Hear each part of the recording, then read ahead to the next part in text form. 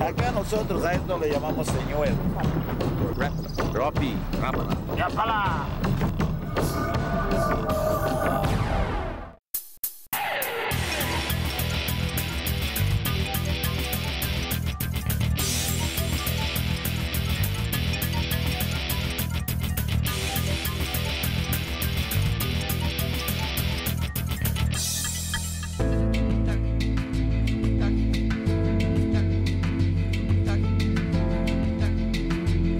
Sveiki visi žiūrintės laidą Vienam Garakablys, o turim žiemą, ar ne? Prieš savaitę dar lakstėm po pusnis, o dabar štai taip atrodo ledo paviršius. Sniegas nulytas ir šiandien dar lyja, tai daugiau jūs matysite mus turbūt su kapišonu ant galvos, negu įklimpusius iki kelių pusnise. Taip yra, žiemos turėjom gerą mėnesį, net nepilną, ir viskas lyg ir baigėsi. Nežinau, kaip bus, aišku, šiandien mes kalbėsime apie poledinę žvejybą, laukdami, kol bus kažkokie potviniai, kol nubėgs upės, kur galėsime jau lysti ir su dugninėm meškerėm, turbūt ir su spiningais. Bet kol kas štai tokie užtvankos karjerai, aš manau, dar laikys geras 2 savaitės. Ledas išties storas, naktimis gali dar šiek tiek kai kur pašalenti, tai iš didelių vandens telkinių, iš upių, mes persikraustame iš tai tokius nedidelius ir galvoju, dar turėsime laiko, ypatingai turės dar laiko ir dzūkai, ir aukštaičiai, ten pas juos visieną daugiau šalčiau būna. Ir mes, aišku, būsime pas juos, ką darysi, jeigu nebebus ten kažkur pajūryje ledo. Vis dėlto mažėsime su vandens telkiniais, bet žvejosime. Šiandien mūsų tema švytuoklės ir rapala, todėl kad per atlydžius yra tokia idėja, kad ešeriai tampa daug aktyvesni, kai gauna šiek tiek šviežio vandens po ledo, nes nuo krantų, iš upelių visur pasiduoda dabar pakankamai daug vandens ir bandysime šiandien jos gaudyti. Turim užtvanką, turim daug gilių perkritimų, turim graštą, šiandien daug gręšime. Tai, kaip jau sakiau, lietus, bet mums tai visiškai nesvarbu, mes einam dirbti.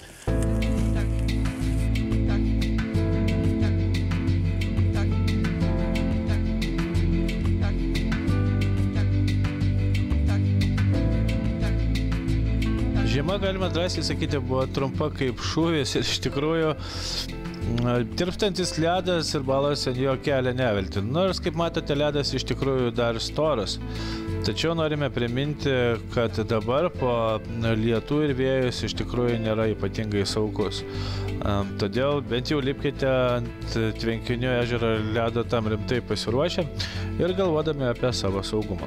Šiandien, kai mes filmuojame, iš tikrųjų ledas dar storas, dar tik prasideda lietus, tai nėra jokių problemų. Bet su kiekviena diena tas ledas taps vis pavojingesnis, ypatingai tose tvenkiniuose, kur yra srovės, kur per tvenkinius teka upės ir upeliai, būkite atsargus. Na, šios dienos mūsų tema švytuoklės ir šiandien mes renkamės rapalą švytuoklės, liaudyje vadinamais balansyrais, ir šiandien bandysime gaudyti ešerius. Išties atlydys tas metas, kai daugelis žuvų pradeda aktyvėti, to labiau, kad nulijo pakankamai didelį sniego sluoksnį ir, žinoma, daug šviežio vandens papuolė po ledu.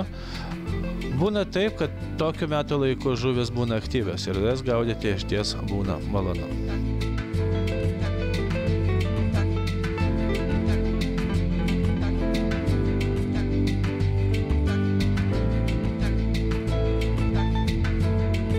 Todėl aš nemėgstu ieškoti ešerių, kad ir giliuose iki 10 metrų, naudodamas bei inercinės rites. Nes ant jų visą laiką, kai susuki valą, eidamas į kitą eketę, tu nejauti gilių perkritimo, o ešerių žvejybai svarbu rasti nelygumus, laiptus, ir tai yra svarbu. Pavyzdžiui, čia nuo nuoseketės skirtumas yra gilio apie 30 cm. Nėra labai daug, bet kartais to ir reikia.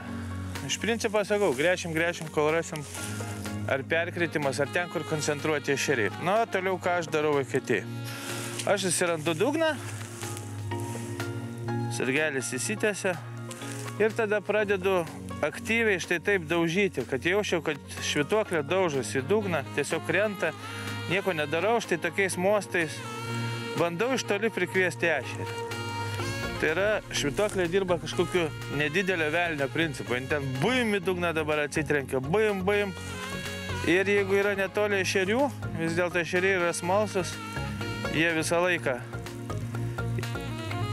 ateina į tą vietą. Ir tada štai po tokių daužimų, po tokių aktyvimų, mostelėjimų, mėtymų, tada jau įsitempiu galiuką ir pradedu dirbti. Ir vėl įsidedu kapešoną, nes lyja.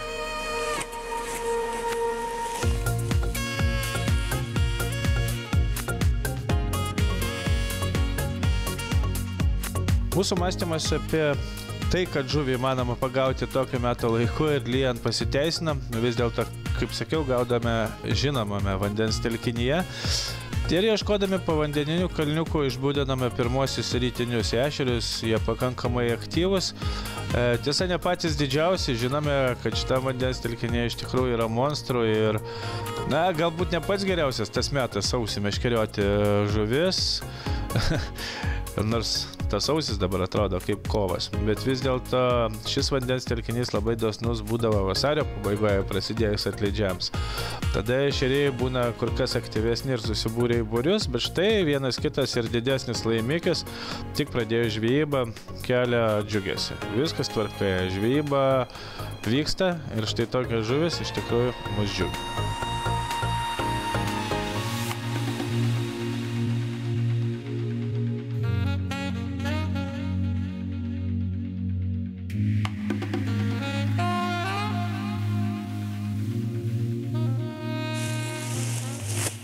Na va, porą ešerių mes pagavome, bet pagal jų kibimus jie labai neaktyvus tokie. Stukt, dar vienas kibimukas. Renkasi žvėjai, po truputį ant ledo, jau neblogai. Vadinasi, yra šansų pagauti ešerių, tik reikia dirbti. Nes jeigu mes ne vieni ant užtvankos, vadinasi, viskas tvarkoja. Bet va, nėra eketėje ir nėra ko sėdėti, reikia eiti aplinkui ratus, suktis, bandyti įkalbinti tą aktyvesnį kažkurį ešerį sėdinti. Jis tikrai yra.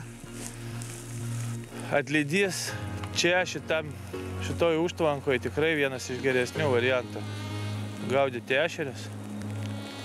Aš netikiuosi pagauti didelį arklį.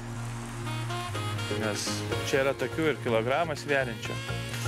Beje, galim prisiminti, kaip čia buvo ir kaip žmogus mums papasakoja apie kilograminius ešerius. Yes! O, pasigroju. Taip. Nu va, ne vienė mums taip sekasi, va, prašau. Nu, vat, kibėsi, o tokią aš šeštadienį paleidau. Mes irgi surinkom. 01:15 valandas. Ant avižėlės? O ant avižėlės ir dabar 0:14. Gražiai ištraukė. Tai va tokio aš noriu. O kadangi tokio noriu, reikia man ieškoti tokio. Va.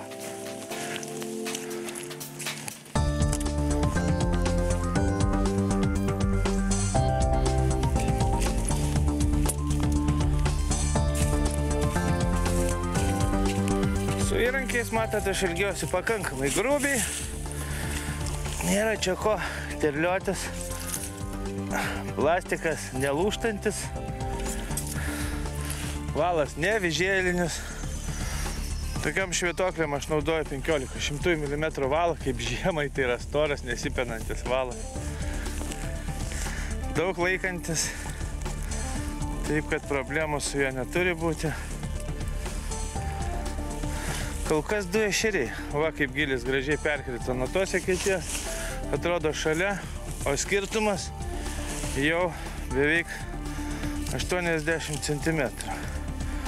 Tai reikia išsiaiškinti, kur tie stovi ešeriai. Pradžiai vėl panervuojam, kaip visą laiką.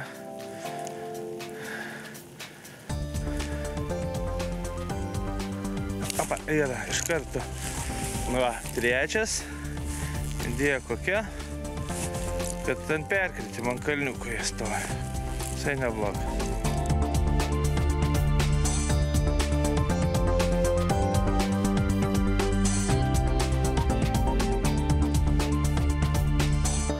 Šiandien iš tikrųjų ešeriai pradeda didėti ir tai mus džiugina, tuo labiau, kad Kaip jau sakiau, radus gerą perkritimą, būtent prie jo laikosi žuvis. Nors negaliu pasakyti, kad galima rasti čia ešerių tiek daug, kaip pavyzdžiui žvejojant kažkur tai Kuršių mariose, kai būna tokių ekečių, kur ištraukia 5, 6 ir visus 8 ešerius. Vis dėlto užtvanka toks dalykas, kad ešeriai nėra super aktyvus, bent jau šiandien mes jaučiame. Nors iš tikrųjų, kaip matote, gražus, solidus ir stiprus, bet tikrai jų reikia ieškoti. Ir kartais būna taip, kad netgi eketė per metrą, per pusantro duoda savo vaisių, dėl to tokiose vietose, kur yra nelygumai ir kalniukai, mes gręžiame dažniau. Eketė prie eketės. Kartais metras, kartais 2 ir būtent taip žvejodami iškrapštame žuvę.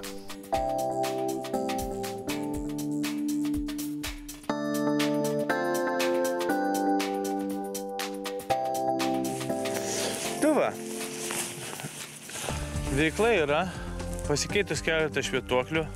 Aš manau, pirmą dalį mes galim baigti.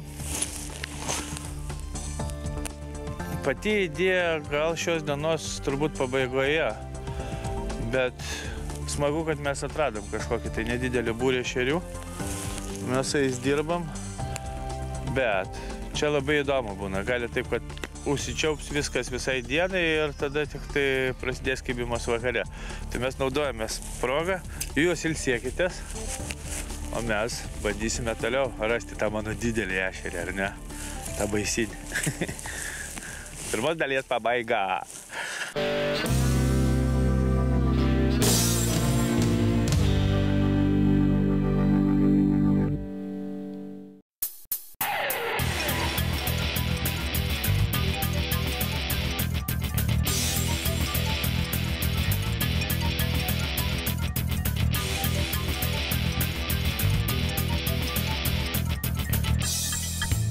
Sveiki sugrįžę žiūrintis laidą Vienam gale kablys. Kaip bebūtų keista, sausio pabaiga atrodo kaip kovo pabaiga normalioje žiemoje, tačiau tokia jau šių metų žiema.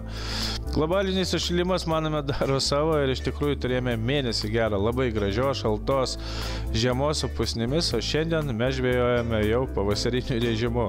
Vos net paskutinio ledo, lyjant lietui, vaikomės ešerius po pakankamai nedidelę uždarą užtvanką ir joje mes šiandien žuvaujame. Reikia pagalvoti ir apie švytuoklių pakeitimą. Nes jie visai kažkaip atgulė dabar. Iš principo tai sunku kalbėti apie švytuoklės ir jų spalvas. Kiekvienas meškeriotojas turi savo. Aš ten tą mėlyną įsikandęs visą gyvenimą vaikštau, bet kiti meškeriotojai iš vis nepripažįsta to. Ir dėžutė yra begalė spalvų ir čia lygiai taip pat kaip voblerių. Reikia rasti tos dienos gal geriausią spalvą, įdomiausią švytuoklį, kurie žuvis reaguoja. Bet ieškoti reikia. Nieko nepadarysi, tą mes turim visą dėžę. Kartais suveikia blizgantis, kartais suveikia natūralūs, kartais elektriniai, ryškus, jeigu jie labai nori nervuoti žuvį. Tai čia tik yra dalis tų mano darbinių švytuoklių, bet jų reikia.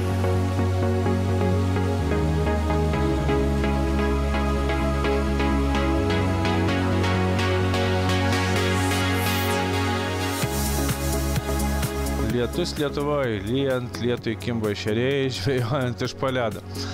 Aišku, smagi tokia žuklė, kaip jau ir sakiau, kad ešeriai šiandien tikrai neblogai sujudėjo ir įdomiausia tai, kad jų žvejyba švytuoklėmis visai nebloga, dydžiai įvairūs, pagavome keletą tikrai gražių ešerių. Tačiau žvejyba tokia išdirbant labai eketės, ieškant, kaip matote, ledas sugręžtas labai smarkiai šalia manęs. Ieškant ešerių vos ne per metrą pusantro ekečių ir būna taip, kad išties, atrodo, kad šalia visiškai nieko nėra, nors ir nedidelis gylio perkritimas, kartais užtenka ir 30-20 cm ir eketės atsidaro. Atsidaro eketės vienos didesniais ešeriais, kitos mažesniais, bet svarbiausiai, kad žvejyba vyksta ir žvejyba švytuoklėmis išties pakankamai smagi. Šiemet išties daug jau rodėme tų laidų, nors nedaug jų buvo pernai, daug dirbame su būtent švytuoklėmis ir tai turbūt vienas įdomesnių masalų ešeriui, gaudant juos ir tikintis didžiausio laimikio.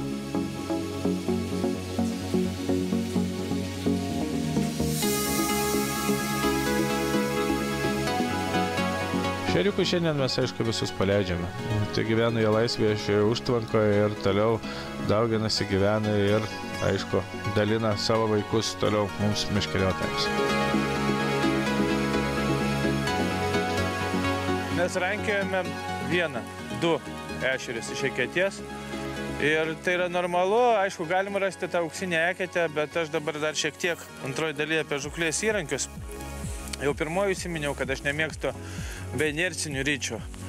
Tai idėja kokia vis dėlto be inercinės rytės įrankis sunkus yra. O visas švytuoklės darbas yra daromas iš riešo. Štai toks va. Jau patys pastebėjote. Ir pavyzdžiui, jeigu aš turėčiau dabar tą sunkę rytę, bet kokiu atveju neinercinė rytė yra sunkoka. Ir su ją va taip pasimakaluoti visą dieną, pasimastaguoti, patikėkit manim, paskiau riešas kenčia labai. Tuo labiau, kad darbas vyksta iš riešo. Ir tada, kai jau tas svorio centras yra rytės sunkus, tai toks iš riešo darbas gaunasi sunkus. Aišku, ten žvėjo kokiais velniais, baisiniais kuršių mariuose, ten vos ne 2-3 uncijų, tada jau esmės turbūt nesudaro nieko. Gal ir geriau su tą benercinę rytę tada kelt trauktą ešerį, kad dirbtų stabdis, nors tokiuose meškerėse irgi stabdis yra. Tiesiog pakirtus, kaip matėte ir nekartą girdėjote, trakštelėjimą tokį. Jisai įkerta žuvį, bet jeigu jinai priešinasi, meškerėlę paleidžia. Aišku, aš šalininkas žvejoti be sargelių, bet jeigu norite paprastesnio žuklės įrankio ir įsivaizduojat, kad sargelis privalomas, kad jūs jau jaustumėte tą ešeriuką mažiuką prisilietimą, nors aukšto modelio grafitų jaučiam ir taip, tai štai toks žuklės įrankis labai paprastas ir aiškus darbinis. Aš turiu dar vieną žuklės įrankį, bet šiandien liktai nereikės jo, gal reikės, pabandysim dar. Tai yra lygiai tokia pati meškerėlė, tik tai sumažintas variantas ir jinai skirta, jeigu ešerys bus labai neaktyvus ir gaudyti į mažą švytuoklę. Būna taip, kad, pavyzdžiui, tą vidutinę švytuoklę 5 cm, kurią aš gaudau, ešerys tik priliečia, tai jau tik priliečia. Ir tada yra logika kišti 3 cm švytaklytę mažą su plonu valu, 14-13 šimtų ir išdirbti, išgaudyti tą ešerį, jeigu jisai yra toks pasyvus. Bet šiandien jisai nėra toks kažkoks labai pasyvus, reaguoja į normalias švytuoklės, tai čia per daug nėra ko galvoti. Aišku, dar tų švytuoklių yra įvairių, aš šiandien jas bandau, kaip matėte, keitinėja pastoviai. Bet pati idėja tokia, kad turbūt rezimuosim pabaigoj, kas per švytuoklės, kodėl rapala, kaip jinai dirba, kokios spalvų gama ir visa kita. Šiandien be abejo laidos pabaigoje mes einam toliau ieškoti ešerių, viskas čia gerai. Sakiau, kai atlydys, norisi kažkaip išnaudoti tą paskutinį liūdnai atrodantį ledą, nors, kaip sakiau, užtvankose, tvenkiniuose, tokiuose uždaruose, kur srovių nėra, jisai bus, bet ne pats maloniausias dalykas gaudyti lietuje, bet nėra blogo oro, yra bloga apranga.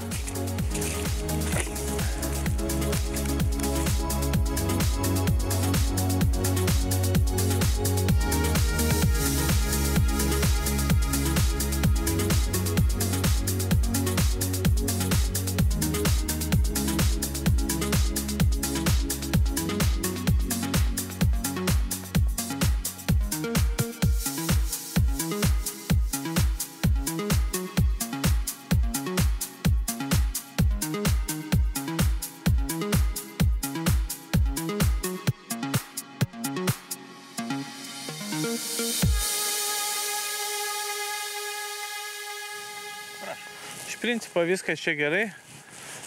Užskaitau šitas 5 valandas ant ledo. Galiu papasakoti šiek tiek apie masalus, kuom jie įdomus. Iš tikrųjų, aš su jais dirbu jau ne vienerius, ne antrus, ne trečius, ne ketvirtus, ne 5 metus. Ir galiu pasakyti, ką aš esu atradęs tose masaluose, kas man įdomu ir kas turėtų būti įdomu jums. Tuoj pat mes čia pasiruošim.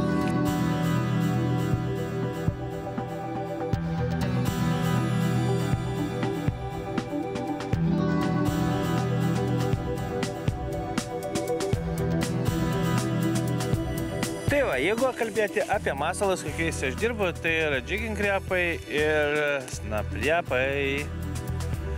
Iš tikrųjų, kuom įdomus? Jigging repai tai yra, galima sakyti, drąsiai originalai. Jau vieni pirmųjų pasirodė, jų formos nesikeičia, pas mane net surūdysiais kabliais kai kurie, bet dirba idealiai. Tai aišku yra, jeigu kalbėti apie dydžius, tai yra 5-tukas mano mėgstamiausias, ešeriui 5 cm. Jeigu ešerys labai prastai kimba, tada 3-tukas. Jeigu kalbėti apie spalvas, aišku, dominuoja mano, karaliauja visur mano mėlynos spalvos. Nežinau, kažkodėl aš su jom pradėjau gaudyti, bet aš pastebėjau keletą variantų, kad būna taip, kad tie visi mėlyni turi ryškiai oranžinius arba raudonus pilvus. Ir būna tokių dienų, kad pavyzdžiui ešerys visiškai nenori reaguoti raudoną pilvą. Nors iš tikrųjų tai yra labai geras taikinys jam. Bet būna, kad jis nenori. Ir tada tu nenori, turi prieiti prie vadinamųjų visiškai originalių spalvų. Tai yra baltos, natūralios spalvos arba turinčios šiek tiek raudonumą tik tai nosytei, pavyzdžiui, kaip šitas. Ir būna taip, kad ešeriai nenori raudono pilvo, nori būtent tokios spalvos. Kartais vėlgi yra variantas, kad man sudirba blizgus masalai. Blizgus masalas, jisai ar imituoja ten, kur skaidru, kažkokią mailiuką ten sujudėjimą tokį blizgantį. Ir būtent tas blizgumas tikrai kartais labai gražiai suveikia. Tai, o jeigu jau visiškai jie tokie pučia neaktyvus arba labai mažai randi ešerių, labai sveika žvejybai panaudoti štai tokį ryškų masalą. Jisai kartais iššauna ir iš tikrųjų būna smagu. Na, o pavyzdžiui, snaprepai, šitie mažiukai, jie, kaip matot, turi visai kitą sparną. Jau jų sparnas yra iš viso korpuso, jis pats metalinis. Ir būtent jisai yra tas vadinamasis ieškotojas. Jo sklendimas dugno amplitudė yra daug didesnis ir, pavyzdžiui, būna tokių dienų, mano mėgsta labai daug draugų juos, kai reikia ešerius prisišaukti iš toli, jie kažkur stovi, bet gal toliau naiketies, nėra tokie drąsos, kad dirbtų prie pat dugno. Tai būtent snaprepai, štai šitie, iš tikrųjų yra tokie viliojantis iš toli žuvį ir pritraukiantis. Šiandien pagavom ir antų, galima daryti išvadas, kad, na, masalai ir juos gerai įvaldžios, iš tikrųjų žvejyba tampa nelabai sudėtinga. Mano avižėlė paskutiniu metu iš viso sudėtingiau prasideda gaudyti, nes ten reikia spalvos, dydžiai, viskas. O čia yra keletas masalų grupių, su kurių drąsiai galite išeiti į ežerą, užtvanką ir tikrai puikiai sugaudyti. Aš galvoju dar vieną ešerį ir šiandien reikia pabaigti, gaila kilograminio to nebuvo, jisai manęs dar lauk kažkur, tai aš galvoju. O atkreipkite dėmesį į tokius orus. Be geros aprangos dabar kaip pila visą dieną, tai nėra šansų. Ir vienas iš tokių variantų, iš kurio Goritexas ir Nexosai šimaniniai. Šitie tai nieko nebijo, galiu čia baloj vartytis. Kai lyja, svarbu gera, neperliejama apranga. Einu gaudyti ešerį.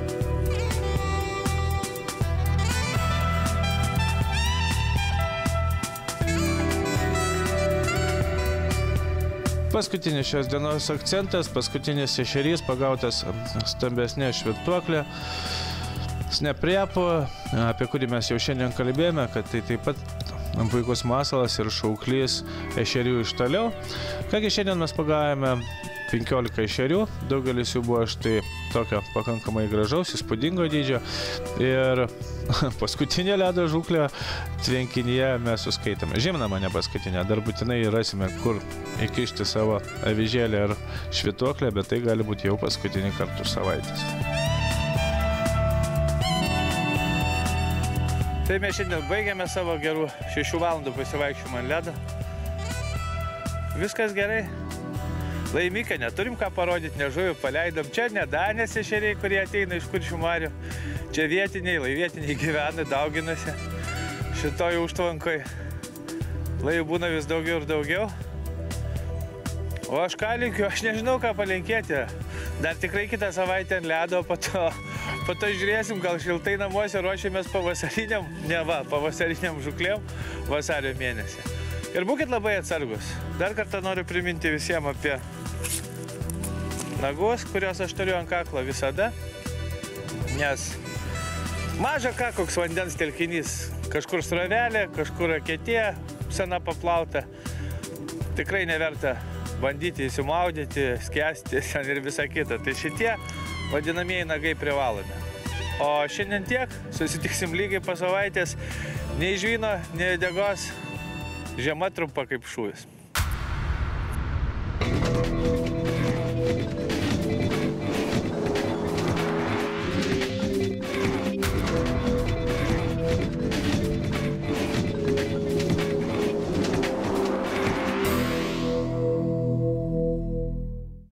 Acá nosotros a esto le llamamos señuelo. Drop E, Ramana. ¡Ya para!